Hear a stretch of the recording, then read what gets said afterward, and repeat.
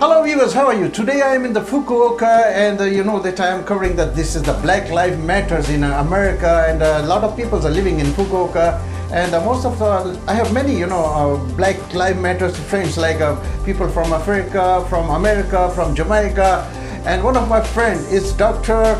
He is actually a musician, he has a lot of men, but I introduce him, Jahanghir Abdul Hakim.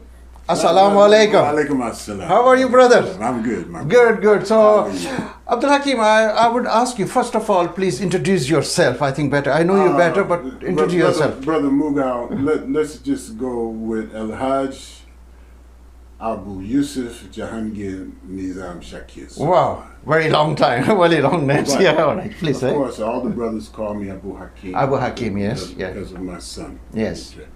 All right, but my parents, who are basically Caribbean, who grew up in America, who raised me in America. My mom being out of a first generation Jamaican people, the Maroons. I think her heritage goes back somewhere to Ghana, to Nigeria, somewhere. The Halses. But anyway. So Abu Hakim, brother, I will call him brother Abu Hakim. How long you have been in Japan now? Oh, Japan. It's been over 20 years. Over 20 years. So your wife was Japanese. You have Japanese family? Yes, I have. Of course. Yeah, all right. Japanese wives and children. Yes. I see. So, how long you have been in America before coming to Japan? You were saying you have been in China and Hong Kong. I was raised in America. Oh, you was raised in America? I was raised in America, but honestly, I wasn't really clear on anything in America until I joined the Nation of Islam. Yes. Once I joined the Nation of Islam, the tutelage up under all the brotherhood there, up under the Honorable Elijah Muhammad, and the switch over to Warif Deen Muhammad, and then that was when I finally found my Sheikh Al-Hajj Muhammad Umar Farooq, which led me to Orthodox Islam, which led me to Mecca, Medina, and to the Muslim World League and all those wonderful places. As a matter of fact, I was bodyguard for Sheikh Ishaq from the Sudan, who was the head translator for the Muslim World League. And I made Hajj in 1979. Wow. Yes. I see. So that's why the viewers, I was getting the voice of black Muslim in Fukuoka. And last time I was interviewing a lot of my American friends, but this time I want to know this how to view this the Black Lives Matters in America. Personally, Doctor, I want to ask you, how was you watching when you watched this video, that Black Lives Matter, that the policeman is going to kill that black person? Maybe you watched this video. Your personal feeling, I want to describe that. How do you feel that white guy, and he said, I can't breathe, and finally it's happened, bad things happen. It's very disgusting, heartbreaking, very inhumane. But what most of us don't realize is this has been going on for quite some time. Yeah. Okay? You need to understand that when I was in 5th grade, okay, first of all, let me start like this. Okay. My parents were some very unusual parents. We couldn't watch TV. We had to read. We have to read. Yeah. TV went off. You had to get a book. You had to sit down and read. So when they bought encyclopedias, they brought the regular encyclopedias for everybody, and then they brought a historic American African group of encyclopedias from A to Z that describe the transatlantic slave trade. That described everybody who was in it. That described and taught. So taught us about how the Pope legalized it. It even explained why Japan cut its port off the day that the Pope legalized the transatlantic slave trade. All this was in the encyclopedias that my parents bought that were called Black Heritage Encyclopedias. Okay, so I was fascinated, and I love to read, so from A to Z, I went. My 5th grade, I had a book report. I took a story out of one of these encyclopedias that explained the torment of the kidnapped American African slave, how the slave master would hang him, would cut off his genitals, would cut off his private parts, stick it down his throat, how they would take the pregnant woman by one of the slaves, the slave's wife, she's pregnant, they would take him and tie him to each part of his body to a different horse and have the horses run in different directions and tear the body apart, quarter the man completely, just totally inhumane, which would put fear into the fetus of the child, which means the baby came out fearing the Caucasoid that the Honorable Elijah Muhammad loved to call the devil. Okay, he always called him a devil. Always called him a devil because devils do evil. Devil. Anyway, my point is... please, go ahead. For us, this was not a human being. This was not a human being. Yeah. Not for us. Not for us. Not the things that the American African people experience at his hands. Okay? Some people called it slavery, others called it the peculiar institution. There was 60 years in the history of the American African that was completely dedicated to mentally and physically and spiritually creating a lifelong slave through lifelong slaves. Lifelong slaves through brutality, trauma, and these kind of things. And so even today, Mughal, I'm watching an interesting program on the internet that's telling you all about the protests all over America and all over the world. They say one Black Lives Matters is a foundation, the other one's a corporation. I don't know which is which, but it's interesting that everyone's protesting these things now that's been going on for hundreds of years. I'm talking about hundreds of years. Not started yet. It's just starting from I mean, you get to see you get to see Michael Jordan, you get to see Kobe Bryant, you get to see Muhammad Ali, Michael Jackson. Yeah, you love Michael Jackson, don't you? I love Michael Jackson, But you don't get to see Black America. You don't get to see the America that I know, or that most people know who are of, stem from the offspring of the American African kidnapped American African, okay? So, the other thing that I want to say is this, reparations. There's a gentleman by the name of Bob Johnson. I met Bob Johnson in high school. I went to an experimental high school called Kenwood High. It was an experimental high school of the University of Chicago in Hyde Park. I had just transferred from Mount Carmel, which was a private Catholic school. We had just won the city championship in football. I was on the football team. So, we were the city champions. And the crowd was so receptive of me. This is the first football team, the first school assembly, and it made me very bashful and shy. But this one lady took it upon herself to make herself my girlfriend. Oh my God! Oh yeah, and it happened. It happened to be Bob Johnson's daughter. Oh really? Janet Johnson. Janet Johnson? Yeah. Is your girlfriend? I'm in high school, and I don't, Okay, all right. I'm thinking that these are the same people. I'm going back. Okay, so when I met him. It was very interesting.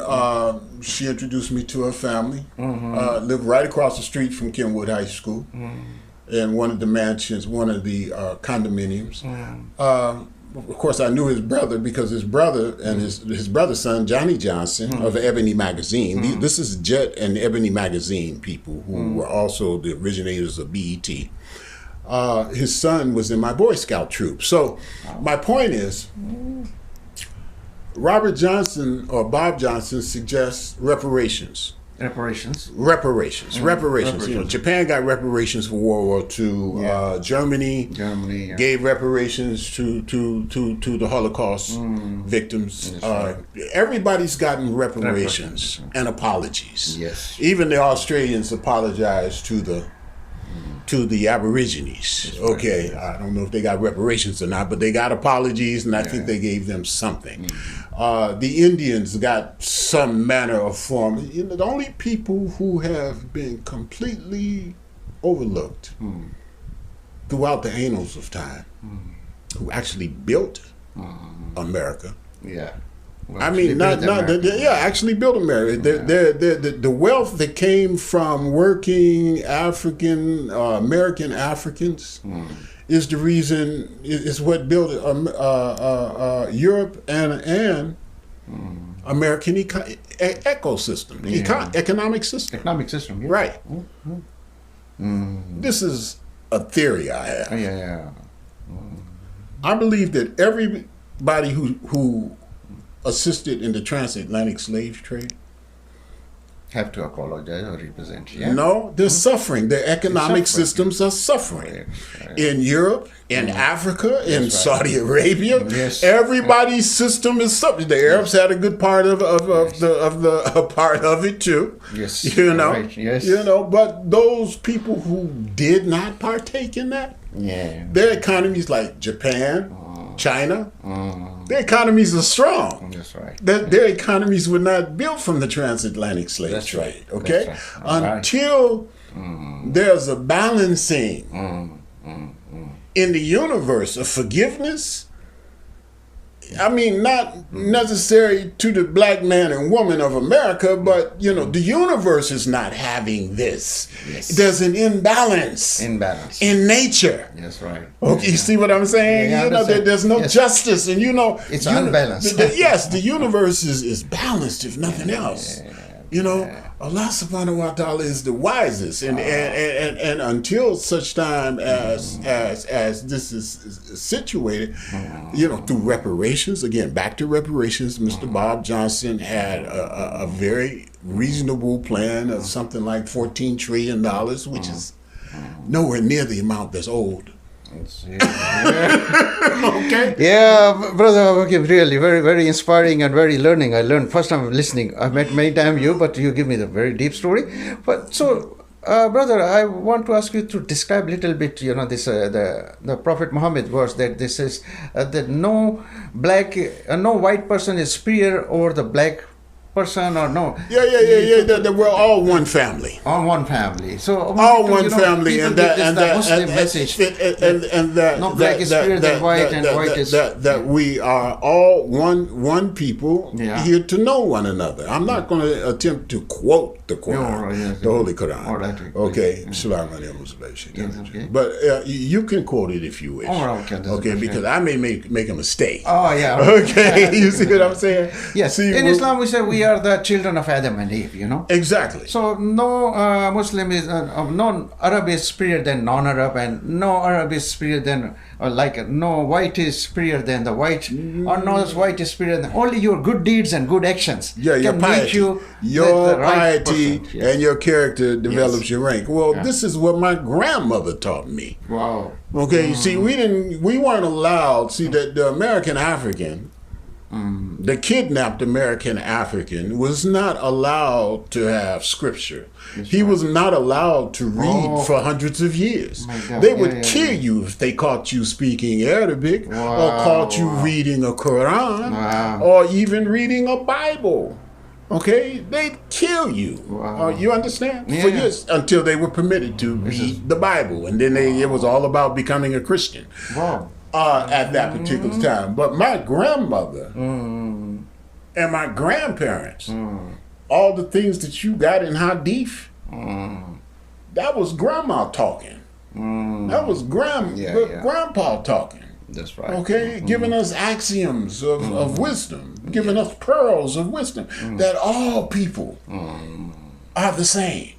Yes. That we all bleed the same. That's right. Okay? Yeah. And that all of us are created by one God. One God, yes. Okay? Yes. These are the teachings, and keep in mind, this is common among the American African. This is not unusual. We're not a vengeful people. Yeah, We're not like the, how can I say, I don't want to, they might call me anti-Semitic, but we're not like the Jews. We're not looking to find slave owners and then persecute them, prosecute them, and kill them and have them hung. We just want justice. Yeah. We just want justice. We just want what's ours. Not only did we build the economy. Yeah. So we're looking for the justice. Huh? All of our inventions were stolen. Yeah. The ink pen. Who invented the ink pen? Okay. You understand what I'm saying? Yeah. The doorknob. Yeah. The baby carriage. Yes. The air conditioning. Internet. Come on, man. I could go on forever. All of these are the works of American Africans. The internet came from an African out of Nigeria. But my point is, your first what is injection? Your first that you put into the for the saline to come through. The first heart surgery ever performed. And then it was an African American doctor. You'd be amazed at the inventions that African Americans created. Yeah, they're very much creating music. I'm talking science, technology. Yes. Okay. We're famous for music because it's natural. But I'm talking science, technology, inventions, and thank creations. you. Yes. You would be amazed. You wouldn't have a doorknob if it wasn't for the African American ink pen. I could go on. There's a list, but I'll just leave those two with you for now. Okay, Brother Hakim, actually it's a very short time interview. I want to talk to you maybe hours and hours, maybe very inspiring talk. We could go on but somehow, the people are not bothering more than 10 or 15 minutes. So finally, I would ask you to look at the camera and give your personal message to the whole world. Everybody's looking to you. Please, go ahead. Until justice is given to the American African, whether it be reparations or acknowledgement and apologies, there will always be turmoil in the planet. It's just, this is something that I've always known intrinsically, that I've always known ever since 5th grade. I called it the oncoming storm. I wrote a paper where my white third-year English teacher flunked me. Afterwards, I passed my fourth-year English writing a paper called Oncoming Storm. And he looked really silly flunking me when I had passed fourth-year English. Okay, so this oncoming storm was about what we're going through right now in 2020, and this was in the 60s, the 70s. I wrote this paper. The man who accepted the paper was so outdone by it. He gave me straight A. He gave me a straight A. Passed me my fourth-year English with no problem. My point is, until you do justice to a people in the earth and treat those people in the earth as human beings. The other thing is, you have got to remove the clause in the Constitution saying that American Africans are 3/5 of a human being. This is why they're killing you. They're killing you because that law has got to be removed. Legally, you are not human in America. You're not human till you leave America. And that's why I don't live there. Miss my mom, miss my dad, miss all my family. But that's why I don't live there. Because I'm human. Might be superhuman. Wow. Thank you very much, brother. It was a Dr. Thank you very much. Hope to see you again. Thank you very much. See you. Bye. Thank you. Bye.